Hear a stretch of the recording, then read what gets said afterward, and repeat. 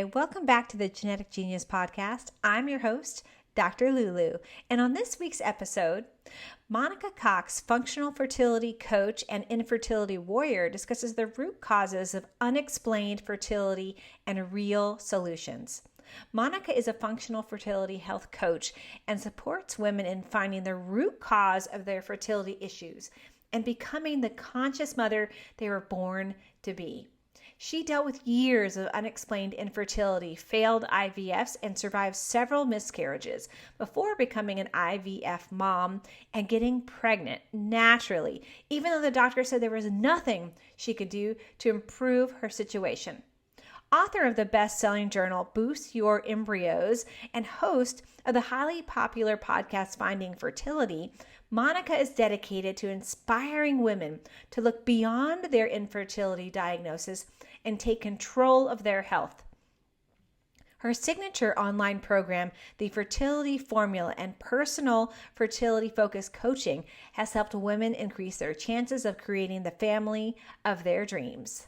Hi, everyone. Welcome back to the Genetic Genius Podcast. I'm so excited to have my guest today, Monica Cox. We're going to be talking all about fertility. Yay, welcome. Hi, thank you so much for having me on. Yeah, you're so welcome. I'm really excited about our conversation today. But before we jump into talking about solutions for infertility, I'd first love you just introduce yourself to the audience. Talk about like your background, what got you excited about working with people with fertility, etc. Yeah, so I'm Monica Cox. I'm founder of Finding Fertility, and I had my own personal journey to create the family of my dreams. I have an IVF baby, and I got pregnant naturally after 8 years of doctors telling me that there was nothing I can do to improve my situation. And really, when I got pregnant naturally, and I had been studying functional medicine for about 4 years, I think that was the light bulb that was like, okay, this information just truly needs to be out there. From a layman's point of view, I'm not a doctor. I really don't even consider myself to be an academic.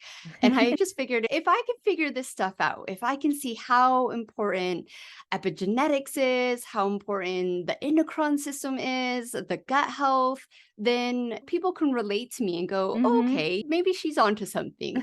And so that's when I became a health coach. And yeah, I'm super passionate about what I do. It's really about creating conscious mamas to bring in happy, healthy babies and just showing you ways that you can improve your situation when the doctors are literally telling you, no, you can't do anything about that, or no, that doesn't matter. I really pride myself in being able to see the holes and go, no, look, this is a great opportunity right here to really improve your situation. I love that, Monica. And there's so many women out there that are trying to have children and that are having difficulties. So it's really needed to have some people that are really educated about the piece around I like how you talked about the simplicity, right? It's not maybe 100% simple because there's a lot of pieces, but when we can make it simple, right? Because I think most of the time when the problems start to go awry is the stress, right? The stress component, all these pieces are so many. So we can just boil it down to some of the key things and start working with those, building those foundations for fertility. Then we start to see this amazing effect in the body start to take place. And how long was your journey when you were working? So you said you have one child with IVF and then one natural childbirth. What was that journey for between the two? Did you want to start trying like right away? You're like, okay, here I go. Yeah. Oh, that journey was pretty quick, I would say, compared to the first 5 to 6 years of my journey. It took me 5 or 6 years to even get pregnant, to even know that my body could do that. So I was diagnosed with unexplained infertility. My first round of IVF, they then diagnosed me with low egg quality. And we're just like, well, there's nothing you can do. Just keep trying IVF. And that's when we started changing diet and lifestyle. and trying to figure it all out. And we improved our embryo quality on our second IVF, but I still didn't get pregnant. And then we demanded some autoimmune testing. And then that's when I found out that I had high natural killer cells. And Mm. as it's a combination of high inflammation and oxidative stress throughout the whole body. So my body was not allowing the embryos to implant. But on top of that, I had low egg quality because Mhm. my whole body was inflamed. And it comes down to cellular health. And our Right. eggs are one of the biggest cells in our body. So it was majorly impacting that. So the time between having my IVF baby, I knew everything that I needed to do on a physical sense. I knew that I was highly intolerant to things like paprika, tomato. So I was dealing with an autoimmune issue. So I knew the right steps on my diet, healing my gut, lowering my stress levels. And so I had our baby. Because I had an emergency C-section, they wanted me to wait at least 2 years to do our last frozen embryo transfer. And at that point, I still didn't know I could get pregnant naturally. It wasn't something that deep down I hoped, but we knew we Mhm. were going for these two embryos. So by very weird coincidences and lots of different things, we never actually tried naturally until we went back for these Mm. embryos. And I got pregnant with them, but unfortunately, I had a miscarriage. Mm. And we felt like that was it. That was the end of our journey. We weren't going back for any more medical assistance. And I got pregnant naturally 2 months later after that miscarriage. Yeah. Yeah. And the thing about it is that a lot of people come and ask me questions where like, was the immune suppressing drug still in your system? Do you feel like Mm. IVF taught your body how to do these things? Oh, you were just lucky. And I'm sitting there going, no, like I worked so hard to understand almost every single detail of this process and the links of it that it's almost like a slap in the face. Like I know there's people out there who get lucky. I know that there's miracles out there, but that's not my story. My Right. story was a true grit, figure it out, and it did eventually happen for me. Yeah, that's quite an amazing journey. And there's a lot of women that have the same similar story with the miscarriage piece. I don't remember what the exact Mhm. statistic is, so I'm not going to repeat it and be misquoted in that way. But I know it's very common that a lot of women will have a miscarriage, especially when they're in that stage through whether it's through IVF or after when they're trying to have another or have a beginning baby naturally. And so that's really important. I love that you brought that up too about that really understanding and diving deep into understanding the process that you were going through, the grit as you talked about it. It's like you knew all the pieces from studying it. And that's probably what I would assume drove you to be wanting to be the health coach to help others. Yeah, 100%. Yeah. So let's start with the frustration piece. I think that so many women and men are frustrated about the unexplained fertility or infertility or experiences around infertility. And so do you think that many people are getting diagnosed with infertility like incorrectly or and then diving into these expensive choices because I know that IVF is not cheap. It's an expensive process and it's also time consuming. It's like there's a lot of components to it. Yeah, 100% they're getting misdiagnosed. The more I work with clients and the more I hear about their situations, I honestly, by now it sounds extreme, but I think it's malpractice. Mm. These women are literally get sent to do round after round of IUI and Mhm. IVF. And let's just take the financial piece out of it. The mental and emotional piece that these women are dealing with is absolutely insane. And that's my biggest concern. And yeah, I don't know what it is. And like I said, if I could see the writing on the wall, I don't Right. understand how these very educated, smart doctors cannot just pick up one fertility book that has been written by doctors of functional medicine Mm. read. I don't know. I don't know what it is, but yes, women are and men are just Right. told this is your diagnosis because the doctors don't know that there's things that you can do. They tell them there's nothing that they can do, and then they're sent down this path of heartache and physical and emotional misery. And just like my story, I feel like it's almost out of pure desperation. Like, we tried everything that you told us to do. It didn't work for us. So out of desperation, I'm going to change my diet. Right. I'm going to lower my stress levels. I'm going to go do yoga. I'm going to go look and heal. A lot of what I'm working with now is past emotional trauma and the trauma of IVF and miscarriages and all that. I think it's really important. One of the things that I help women and men do is follow their intuitions, because we've never really been taught how to do that, even though we all have that innate ability. And we've all been in a situation where our body told us, like, no, don't do that, or maybe yes, do that, and we didn't listen because society's pressure or external factors. And after the fact, we could look back and go, I shouldn't have done that. I should have trusted myself. I knew that wasn't the way for me. And so it's really important to teach women that, because I say, look, you're here for a reason. You came to me for a reason. Yes, I do believe some of it is desperation, but I do believe that there is a part of you that's, I resonate with what you're saying. I do believe my body can heal and change.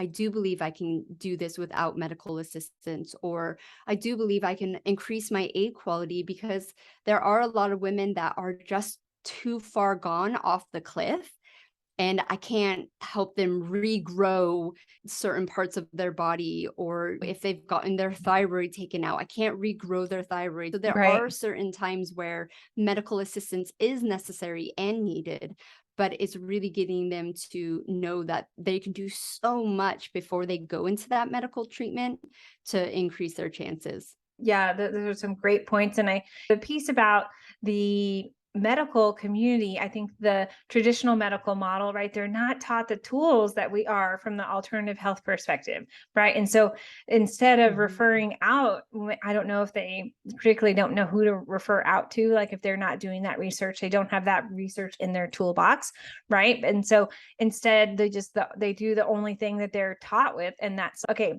this is your next step, the only one that I know of, and there's no other choice. Which is, like you said, it's a really unfortunate, because that's not fair to the patient. It's really, like you said, almost like malpractice, right? Like not giving the patient all sides of the coin and really helping them to see, or all sides of the box, to see that there's more than one answer. And there's always another choice. There's always another answer. And I think that's really important that you brought that up, because so many people do feel frustrated when they go in and they're like, well, this is my only thing I have left to try. And that can be really frustrating for a lot, for families, for men and women in particular, for sure.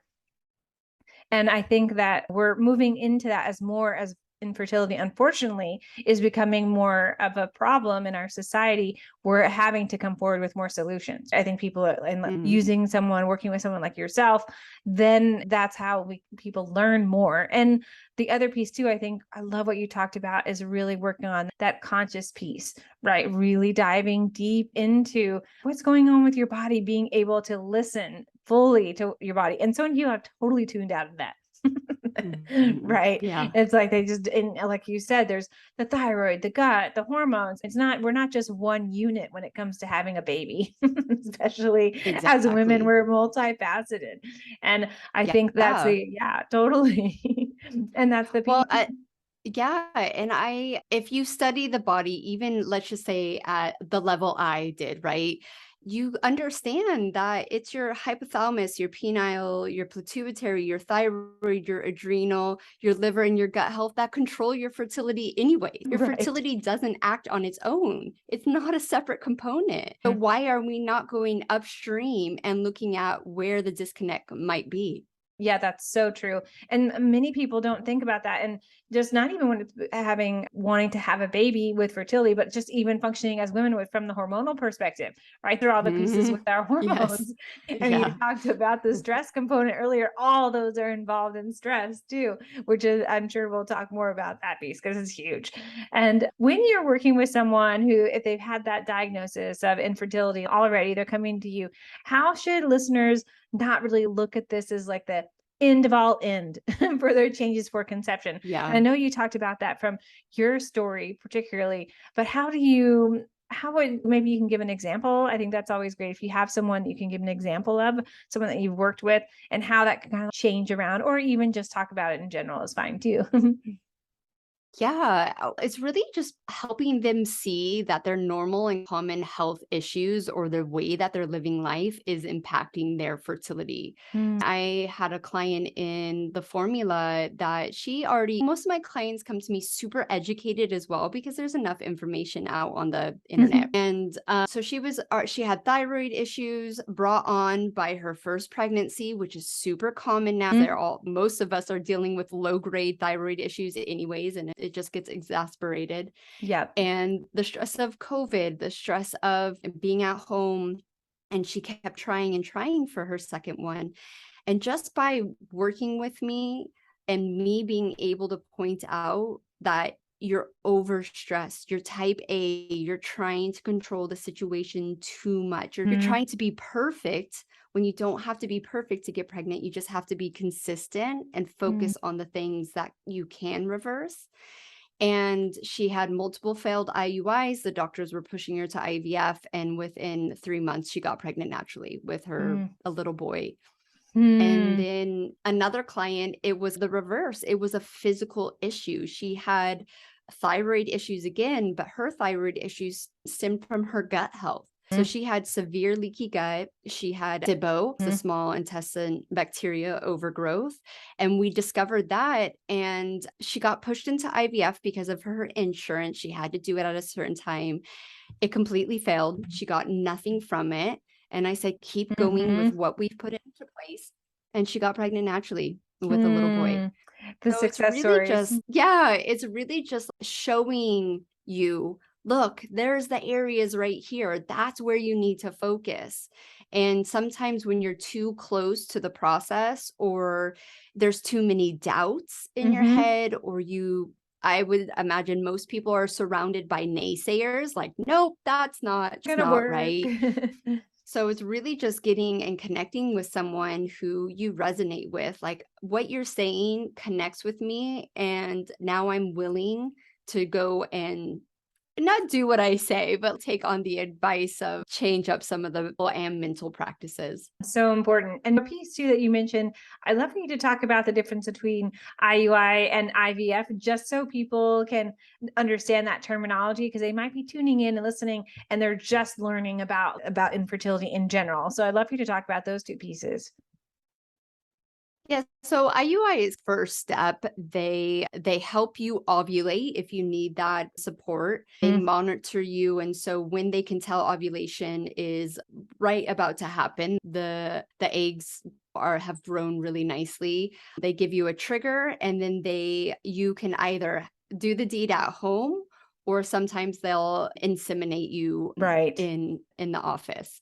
So it's not nearly as invasive as IVF, Mm. but I've never heard a good story about Clomid or any of the medications that they put you on to ramp you up for ovulation. So it Right. still is a pretty emotional time. And then IVF is basically they take over your whole body. So That's just like an alien type of thing, yeah, that's abduction. the easiest way to explain it. From sometimes they'll put you on birth control a month or two before even the process starts. I know because they weren't explaining exactly what was going on. They shut down my whole system and put me basically into menopause and Mm. then started with the synthetic Hormone therapy. estrogens. Mhm. Yep. And then they go in and collect the egg. So this is why you see multiple births, or you had that like woman that got really famous for having 8 children. They collect as many eggs as your body produced during that cycle, Mm. and then they take those eggs, take the sperm, and they marry them together in a petri dish, and they Right. observe them, and then they can genetically test those embryos. They can, to a certain part, say whether the embryos are good or not, and then they start putting them back in you 3 to 5 days later. They can freeze them. So it's a much bigger process than Yes. IUI. Yeah, totally different process. And I think that's why a lot of people are looking to other sources, to other therapies, natural ways to, it Mhm. sounds, and we'll dive into this a little bit more. It's a lot about the foundations, right? Working with those foundations about how your body is functioning and making sure those foundations are in check, so to speak, by Yeah. healing the whole body Yeah. with the systems you talked about before. Exactly. And a taboo subject that a lot of people don't want to talk about is that IUI and IVF passes the necessary steps, like you say, the processes that the body goes through to naturally go, yes, you can do this. No, you can't. Right. And when we're doing that, we're actually putting ourselves as women in a little bit more danger because anyone who's been pregnant knows that it is one of the hardest things to do.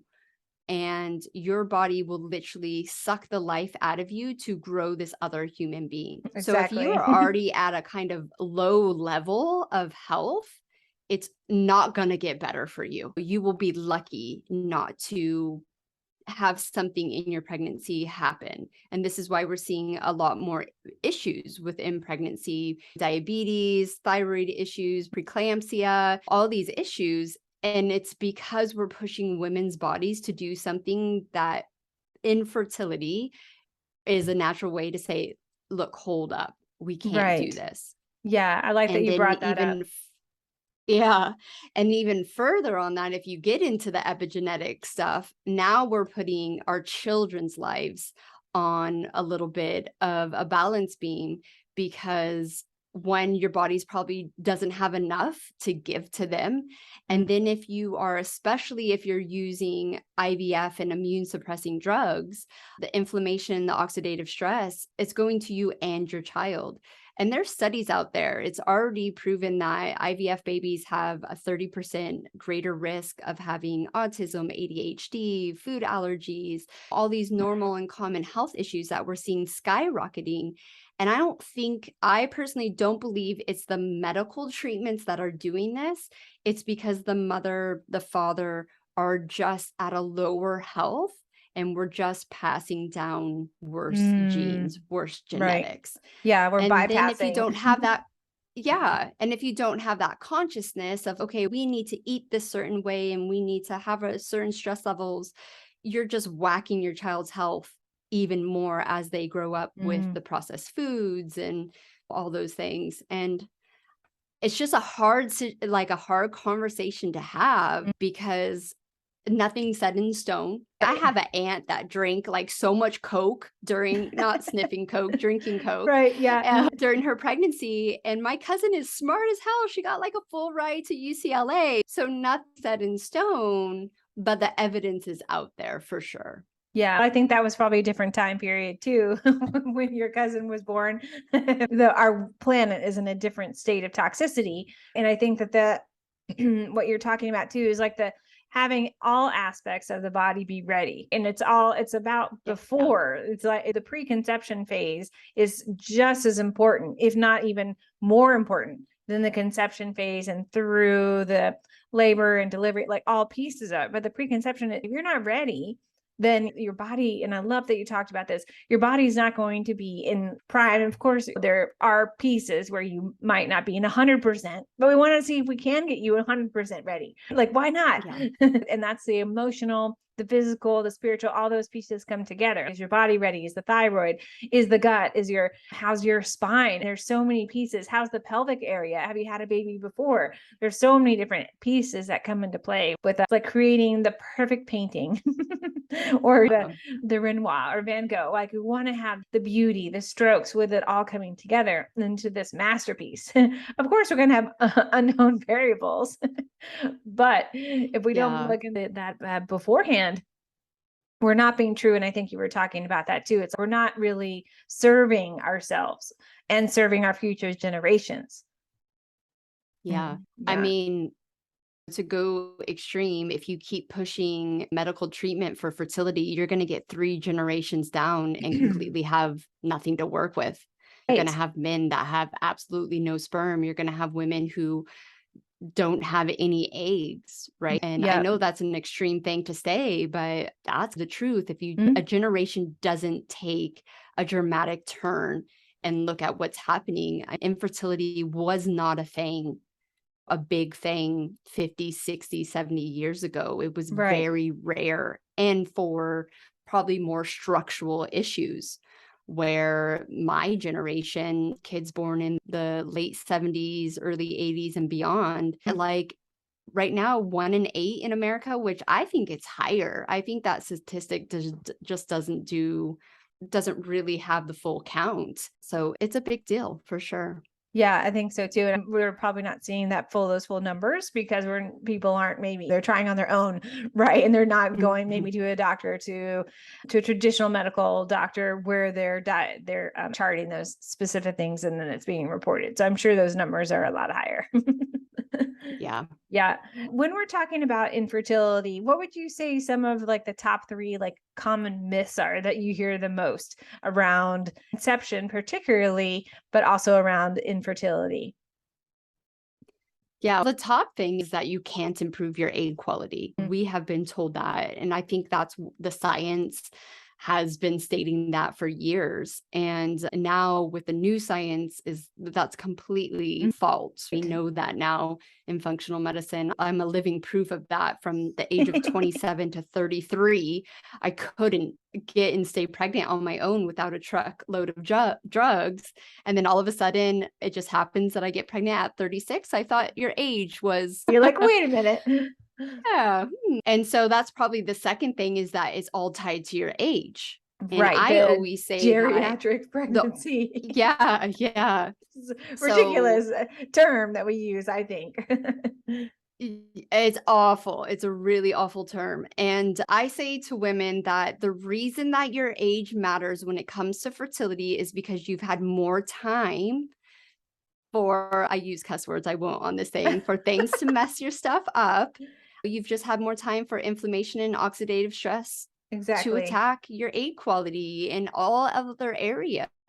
So I understand why they relate it to age, but it literally has nothing to do with the number. It's more of your cellular health. So those tie together.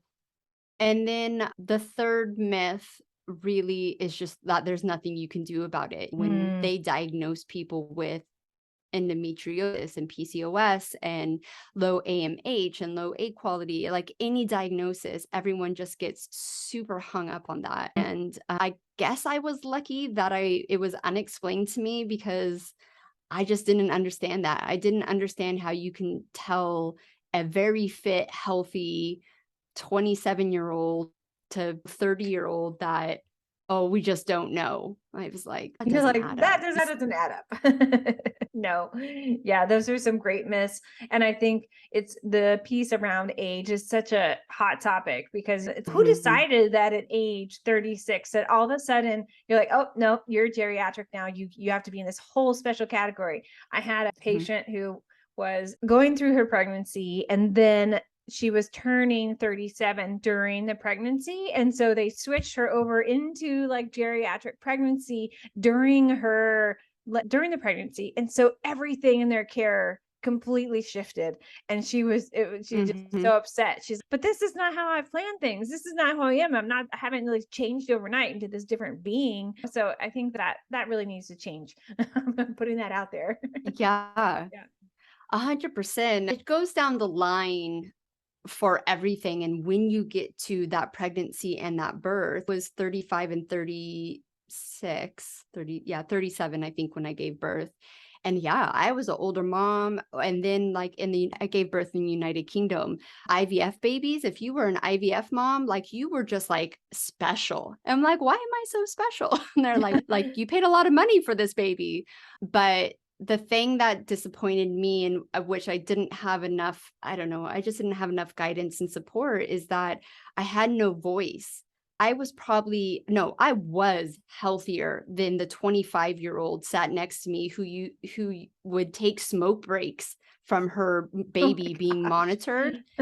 And I was just like, I should not be in this because it's not about my age, it's about my health. Especially during my IVF baby's pregnancy, I was the healthiest I think I've ever been in my whole entire life during that Mm. pregnancy. And they didn't take that into consideration at all.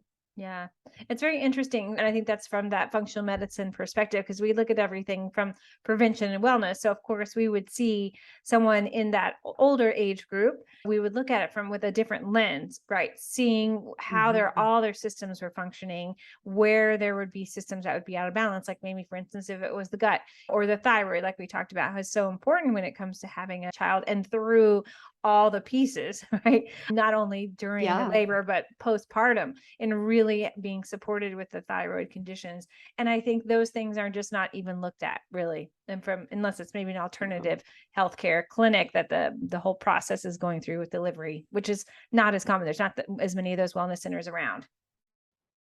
Yeah, exactly. And I think the sad thing about this whole medical system is if people just knew how to take care of their health, if they Mm, knew the right steps for them, the cost of medical systems or insurance or like the NHS in the United Kingdom would be so dramatically lower. And the right. people who truly needed that medical assistance, they could have such better care Mm, and shorter wait times. And I think that's the sad thing. And unfortunately, I don't want to get conspiracy theory, but the only thing is money, right? right. No money in healthy people. If you Mm, knew how to take care of yourself and only needed assistance every once in a while, who's getting rich? No one. right. Yeah. There has to be a change in our healthcare. That's a whole nother conversation. Yeah. Right. All right. Yeah. Yeah. But it's Yeah. true. We definitely need a change in healthcare. And one thing I wanted to go back and talk to you about was you keep talking about the health of the egg. So from the overall cellular health, how is that connected to the quality of the egg and the sperm? And you talked like oxidative stress, all of those pieces. Let's dive into a little bit more about kind of like the scientific piece of it and talk about some things that can help to support the cells and help them to be healthier. Yeah. I so because I'm not like super scientific, I like Oh, just I to didn't think mean it about that it way. as I like, just meant, yeah, yeah. No, I just meant like I talking about what you were talking about before. Yeah. yeah, I like to explain it like you put a seed into your environment, into soil. If that Mm-hmm. soil is neglected, dry, like you barely water it, like that seed might grow. You Maybe. might get a chance of something sprouting. If it does sprout, what's it really going to look like? You might get lucky. It was a strong seed, but you got to think of the egg and the sperm in that sense. And Mm-hmm. it's minimum 3 months that it takes for those to mature inside the body. So we say that it's 3 to 6 month process to just get you to a point where you feel super confident that you are noticing your common and your normal health issues going away. And that is how you can feel confident that you are improving your cellular health with your sperm and your egg, right? There's no way we can know that. And IVF is really the only way to know about egg quality, where at least a man can get a sperm test whenever he wants. But so you got to think of it that way. And it's so hard for women to wrap their like minds around that because it's not tangible, Mm-hmm. right? And so I like to use my family story to illustrate it. So my grandmother was fertile myrtle. She had 9 children Oh, wow. within 11 years, no twins, Oh my right? God, that's a lot of Yeah, babies. it's a Nobody has lot of that babies. anymore. Yeah. No. But even though she had such good genetics, and obviously they were living in a very non-toxic environment, they, for the most part, had fresh, healthy food, seasonal. My mom was number 6, and she was an Irish twin. My mom started developing in my grandma, and I actually started developing in my grandma too as an egg in my mom's uterus. And because my grandma didn't have enough to give her, My mom actually suffered with hormonal issues from a very young age, undiagnosed either PCOS or endometriosis. Obviously, back in the 70s and 80s, they knew nothing about that. She was lucky to get knocked up at 20 and 21, unplanned, and have me and my brother, but in very poor times. Said that most of our upbringing in her pregnancy, she was eating popcorn and potatoes because that's the only thing they can afford. There was obviously a lot of secondhand smoke going on during her grandmother's generation and her generation when they were pregnant. And so you get to me, I'm a happy, healthy baby, am normal. But then all of a sudden, in my younger years and my early teens, I have autoimmune issues and I have a sign of an ulcer when I was 17. Wow. And I'm positive I was infertile at 17. And so you got to think of it that way. So if you look at the women behind you and you kind of piecing these things together and go, oh, I get that. Oh, they weren't in the best environment. Or my grandma used to smoke and drink Dr. Pepper and she died at 94. Yeah, but your grandma got passed down really good genetics because there Right. wasn't any of that going on. And so I feel like every generation has just gotten a little bit less of what could have been there. And so Mhm. when you start thinking about what you want to give your child, you can start that, right? You can reverse that generational stuff to a certain extent. And I say, I have two boys. My husband's side comes from a line of prostate cancer. His Mm. grandfather had it, his father had it, his older brother Oh, had it. wow. I'm sure my husband will deal with some type of thing. I'm working on it. I've got him on certain stuff. But I feel confident that because I started doing things before they were even conceived, that it's going to help minimize what they might have to potentially deal with when they get older. Yeah. And I know it's a huge ask for a lot of women, but that's why we're talking about the consciousness, about becoming conscious mamas. Because once Mm. you know this, you are willing to do the hard things for your unborn children, for the child in your belly, for your 5-year-old who yells at you because he wants more sugar. Like, just have that ability because you know better, so you do better. Yeah.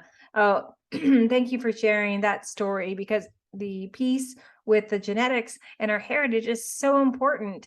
And we're living in a Mhm. completely different time now in 2022. Everything around us, we have different toxins from what we drink to what we eat to what's in the air. And then we have our stress components. Is all the epigenetic factors are at a way higher level. And when we look at those Yeah. pieces, in relationship to how our body is from that preventative and wellness perspective, we can see how our body is more primed and more able to be in that state of fertility when it's given the best things, like the best foods, the best nutrition that our body needs from the genetic components. And I think that is going to be Yeah. the wave of the future, is really seeing, okay, we can look at our genetics, we can see what our body needs from that genetic perspective. Maybe you have this gene turned on or that gene turned on, and what is going to help your body to Mhm. be the best state for that, for sure. And when we're talking about the Yeah. cellular health perspective, the what are some things that you work with your clients with improving that cellular health, whether that's essential fatty acids or detoxification? Are there some things that you're like, okay, from the fertility perspective, these are really key to getting you primed for having the baby or even conceiving?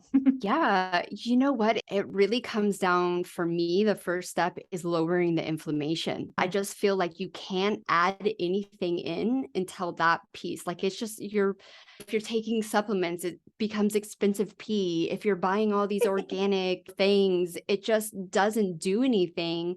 And I lived this. I felt like I lived this for years, had all the things that were supposed to be fertility prime. And until you lower that inflammation dramatically, we're talking 80, 90%, then we start talking about moving things in. And I try not to get people hung up on specific fertility things because a lot of our community is so hyper focused on that. It actually is damaging for the psyche, for the mental and emotional health. So I talk about a wide variety. That is our focus. I don't want you to eat blueberries every day because they say it's going to improve your fertility. I want you to buy a pack of blueberries once a week or every other week and Right. eat those. Mix it And then up. the next week, because that's what our gut microbiome needs. It Right. needs variety. So that's where I focus on first.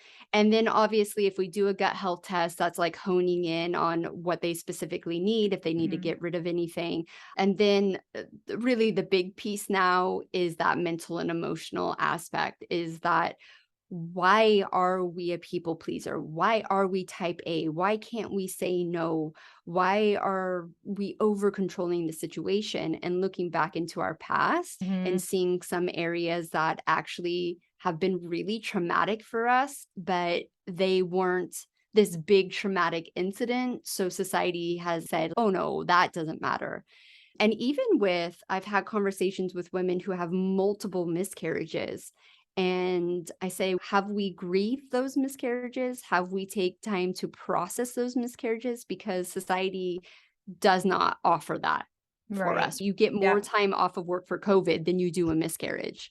So This is true. sometimes, yeah, sometimes it's sad, but sometimes a lot of the time it's going inwards and releasing all of that. And what I've noticed is that when you get more self-love, more self-worth, that you are now able to do those tangible things and those physical things that, need to be put in place to improve that cellular health.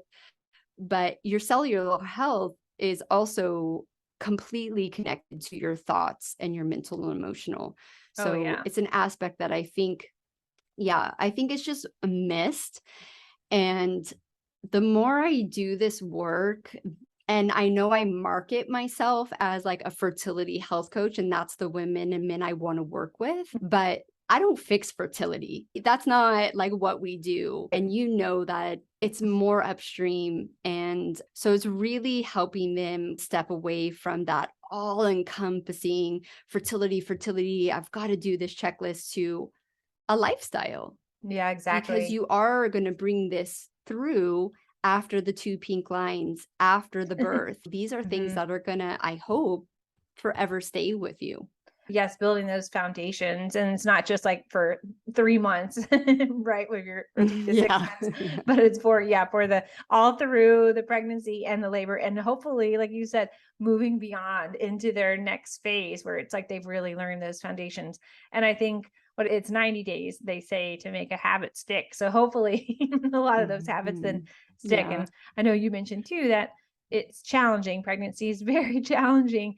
And so when you build those foundations before even going into pregnancy, then it's like you've taken off the stress level, or you've turned down that volume of stress. Yeah. You're able to deal with the emotions that are around you at an easier way. Everything just is easier, or you have the tools in your toolbox. It's not like you're going into it. You never want to go into pregnancy without any tools in your toolbox, because then it's like you said earlier, it's Yeah. going to be backfire on you. Oh my gosh. I cannot articulate enough how important it is to have a certain mindset and those practices and those tools. Because if people think that fertility issues and IVF and all that is all encompassing and really hard, the anxiety during the first, especially 12 weeks, that pregnancy, after you've had losses and failed IVFs and years of never seeing a positive pregnancy test, is just so painful. Yeah. And I had a major bleed with my second son because I have a heart-shaped uterus. And so after my first scan, the day after my 9-week scan, I had this huge bleed. Oh, And wow. I just had to go into those tool belt of, okay, let's deal with this 1 minute at a time. And luckily it was just half of my uterus shedding itself.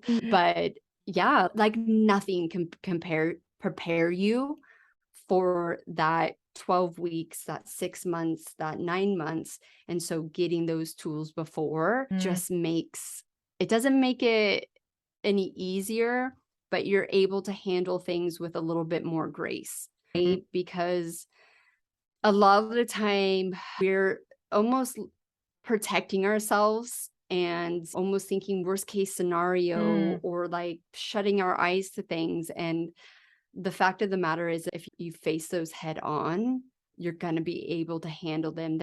It's going to still hurt as right. much as it would, but you're not going to stay in that hurt like you would if you didn't have those tools.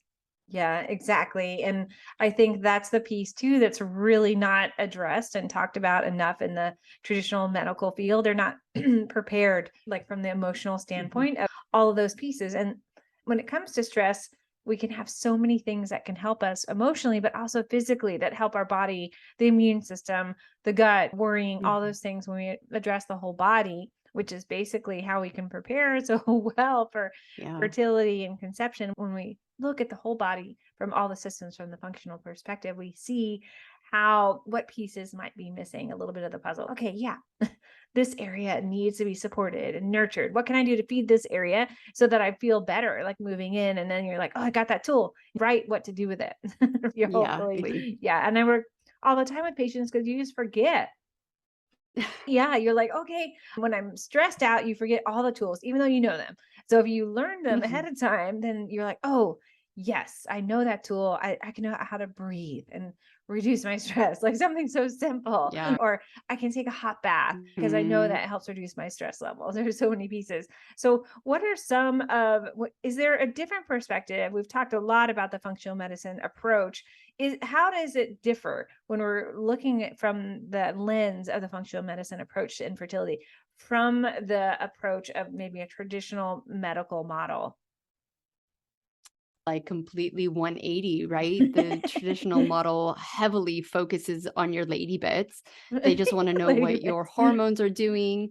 Yeah. Are you ovulating? Okay. You have fine hormones, you're ovulating and you're getting a period check. Everything's You good. So know, go home. yeah, yeah, exactly. Mm, And if you're not getting pregnant within 6 months to a year, here's the medical assistance type of thing. Where the functional medicine, it's quite funny when I do discovery calls, I let the women tell me about their fertility issues, but then I'm like, okay, now let's talk about everything else because I'm pretty sure your fertility doctor knows what they're doing. They've got that in covered, but mm, it's not working. So we're going to look the behind other. the right. Yeah, exactly. And Hmm. so we hone in on all the places that we've talked about before: the gut health, the adrenals, Mm. the thyroid, the mental emotional aspect. Are you detoxing? What's your liver health like? And the fact of the matter is, when you do that, everything else for your fertility starts to fall into place. Yeah, So, exactly. yeah. Yeah, I love that you talked about all of those pieces, which I think we mentioned a little bit in the beginning, but having all those components of the functional medicine toolbox is what makes it different. We want to look at the body holistically in all the pieces, because if we don't, it's like a band-aid. And that's what I think that IVF and Yeah. IUI, they're just band-aids. Okay, we're just going to try this. We're going to keep trying it. We're going to keep trying it. And you're like, okay, that obviously doesn't work. Yeah. Yeah, Mhm. 100%. And I kind of wonder because there are some clinics out there who are getting holistic coaches and acupuncturists and things Right. like that on their books, but their success rates will go through the roof, but I don't think they'll get that return customer. Mm, Like I yeah. think women because I think pregnancy, when you get that knowledge of lowering your inflammation, you're extra careful and good, right? And Right. so I think that propels your body into a healing mode as well. It's a double-edged sword for them. I don't know if they really want that, but then at the same time, like that's where it needs to go because Yeah. literally the fate of our society relies on healthy, happy babies. Right. Yes, we do need to have more of those to continue our race on the planet. Yes, this is Yeah. true. Yeah. And when we talked a little bit about the IVF piece earlier. Do you think when women are going through IVF and having multiple treatments, is it harmful for their body over time? Yeah, absolutely. Yeah. One, I think because their inflammation is so high in the first place, hard Mm, for them to detox all the drugs. Then yes. you put the mental and emotional strain on top of that. Yeah. But I know from talking to hundreds of women that the doctors are like, you're getting old.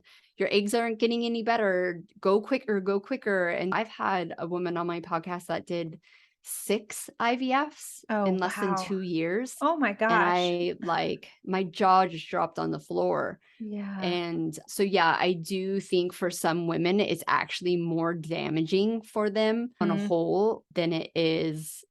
What is it improving? It doesn't improve anything, Right. nothing, No, no, it's just right? helping to make the embryo stick. That's like its only job. You're like, boom. And I don't even think it does that. Right. What I say about IVF, it literally gets the egg and the sperm together, To me. right? And yeah, to me. So that is some of the big difficulty, right? The sperm can't get to the egg or the egg's not strong enough. And then they literally just put it back into the uterus. So it doesn't even Oh, help that's it true. stick to Yeah. get to the uterine lining. Yeah. Yeah, they have like things like embryo glue and all these other things that are Embryo glue. I've tried it so I can talk negatively about it. Yeah. Um, but so yeah, like IVF is not, I always say it doesn't get you pregnant. No. You still have to do the hardest work to get to make IVF more successful is that Right. egg quality.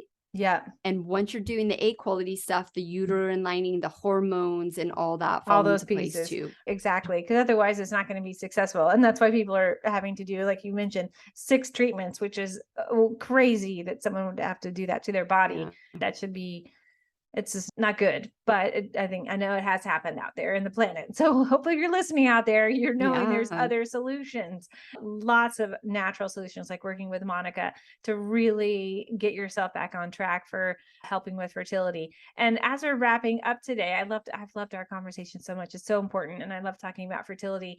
I want to talk about how people can find you. So finding you, and tell us Yeah. about, tell us first how people can find you. So I'm finding fertility everywhere on the internet. Pick your location. I'm probably there. If you literally Google finding fertility, I pop up the first page. I mainly hang out on TikTok and Instagram. And yeah, I have an online course to make it really affordable for everyone to get into functional medicine because I know it's not covered by insurance. And I work with clients one-to-one as well. That's great. And what you have an amazing freebie too. Tell us about your freebie that the listeners can hook up with. Yeah, so it's 3 steps that your doctor probably hasn't told you about to help maximize your fertility. It's your LH surge isn't confirmation of a healthy ovulation. Your thyroid issues are probably contributing to your fertility issues Yeah. and your gut health. Yeah. So it gives you some steps on that. And we cover diet and supplementation and mindset as well in there. It's an amazing freebie for sure, Oh, if I do that's say so great. myself. That's right. You should. You should. Yeah, you put the work into it. And tell us about a little bit about your fertility formula program. Yeah, so it just walks you through the 6 steps that I think everyone should take, and it's all about finding what you need to do within those 6 steps, but it's diet, rest and recovery, exercise, awareness, and so we talk about liver, gut health, Mm, adrenals, mindset, so being aware of what area you need to hyper focus on, and then supplementation, which at the beginning of the course, I actually try to talk you off the ledge of how much supplements you're taking. And then right. at the bottom of the course or near the end of the course, using targeted supplementation. So once you Exactly. gain the awareness of where you need to focus, what supplements might be beneficial to you. That's great. That sounds like a really good course. And I love that you said that it's like targeted supplementation, because I think that's everybody Yeah. should be using targeted supplementation, not like 20 supplements. I Yes. have so many patients when they start I to see know. me, not only will they be on pharmaceuticals that I have to work with them to come off of, but then they'll be on, sometimes like 30, they'll bring them in or send me the list. I'm like, oh my gosh, your body, that's a lot. How about if let's turn to food? How about some I healthy know. food? I know. Yeah. It's tangible. They feel like they're doing something and they've been sold like this is the miracle. And I know for Da-da-da. fertility. Yeah, for fertility, I know I got sucked into it. I'm surprised I did not turn blue with the amount of supplementation I Turn took. blue. It Yeah, was it insane. was a lot. Yeah, thank you so much, Monica. I have one last fun question, and then we're gonna settle up for today. If you had an unlimited budget, what would you do to make the biggest impact on the planet and health and welfare? Oh, unlimited. This is such an amazing question. Basically, it would be about going into communities and Mm, really giving them the education and knowledge of how they can start improving their health, whether it has to do with fertility or not. I mm, think this is the biggest issue for many people is that they just don't have the knowledge and they are intimidated by it. So, like cooking classes or even like grocery shopping and being aware of what you're mm. buying on the package and things like that. Really getting into school systems as well and gardening programs and healthy eating and get rid of like sitting at the desk for 4 hours Right. learning useless information and teach them about breath work and how to cook themselves. Oh my gosh, I would just go nuts. I love that, and I think you have a new project on your plate there. Yeah, that's a common one when I ask that question. The answers are very common and have the similar themes, and that's a huge one that you talked about there is our kids going into society, Yeah. communities, education, because when people know, and it's the foundations, when they know how to use the right foods and cook and have a garden in their community, their life changes. Yeah, and, my kid is at a really not top school, but like a good school, good Mhm. reputation and stuff. And all their fundraisers are McDonald's or Zippy's or like just really low grade food Yuck. places. And I feel bad because I don't participate and I know it's a fundraiser and my kid's like, why can't I do it? And I can't get behind it. I Right. just can't even support that. And there is a little bit, should I go join the PTA or, or should I Right. just keep my mouth shut? Because sometimes it's hard to give this a voice. People Mm. just aren't ready to hear it. So it is that finding that fine balance in your community where you can do the work and the service. Yeah, and I think that having a little bit at a time can make a difference, right? We have the vision, we're like, okay, I can do this in my community, I can do that in my community, help with this. Maybe you could have a fundraiser where there was healthy food, reaching out to a Yeah. community health food store or something like that. Hey, could you make some food for the fundraiser? Just a little bit at a time. That's we have to Yeah. make our difference. Thanks again, Monica. I really liked our conversation today so much, and thanks for coming on and being a guest. Oh, thank you so much for having me. It was a wonderful chat.